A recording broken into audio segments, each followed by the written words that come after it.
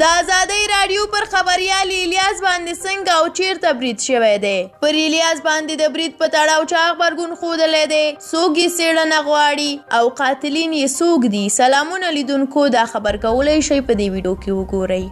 په کندهار کې خبریالانو په هلمند کې د ازادي رادیو خبریال الیاس داعی باندې شوی برید وغنده او له حکومت څخه غوښتنه وکړه چې تر څو د پیښې په تړاو ژر تر ژره څېړنه وکړي او له رسنیو سره معلومات شریک کړي. بل لور ته د هلمند والي بیا وایي چې پر الیاس داعی د شوي پیښې د څېړنې په خاطر به ځانګړی هیئت وټاکي. والي جنرال عبدالنبي الهام وایي چې د هلمند میشتو خبریالانو د خوندیتوب په برخه کې به جدي ګامونه پورته کوي او دغه راز ډاډ ورکوي چې د یادې پیښې عاملین به پیدا او قانوني سزا به ورکړي. ولسمشر اشرف غني هم ویلي چې د خمن هڅه کوي د بیان پر ازادۍ د بریدونو له لارې د ولس رسا غږ خاموشه کړي او په دې توګه خپل جنایتونه پټ کړي. د ارګ له لورې په خپره شوې خبرپاڼه کې راغلي چې ولسمشر غني په هلمند کې د ازادۍ رادیو پر خبریال الیاس داعی شوي برید په کلکو ټکو غندلی او د هغه له کورنۍ سره یې غمشریکي ښودلې ده. په هلمند کې د ازادۍ رادیو خبریال الیاس داعی پر موټر نن سهار د مقناطیسي ماین چاودنه شوې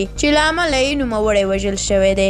د هلمند د والي ویان عمر ځواک وایي چې پیښه نن سهار شوې ده چې الیاس داعی پکې وژل شوی او د هغه ورور پکې ټپي شوی دی. قدرمنو لیدونکو، ډیره مننه چې ویډیو مو تر اخره ولیده. که د الیاس داعی د وژل کېدو په اړه کوم نظر لرئ زموږ سره په کومنټ کې شریک کړئ. د لا ډېرو ویډیوګانو د لیدو لپاره زموږ یوټیوب چینل در سره سبسکرایب کړئ. تر بیا د الله په امان.